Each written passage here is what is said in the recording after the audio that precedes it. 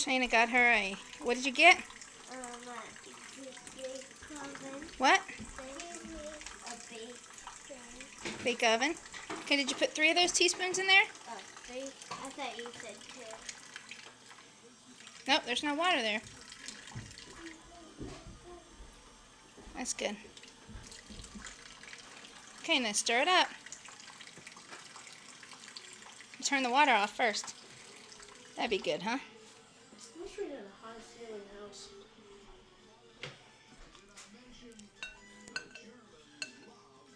And then what? Let's read the instructions on what you do next.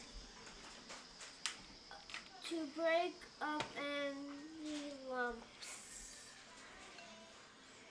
add 3/4 teaspoon of water and stir from dough.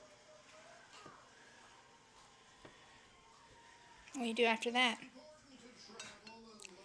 Sprinkle your hands with 4 shapes dough into 6 small balls. Flour. So we're going to put flour on your fingertips. Just a minute, it's in here.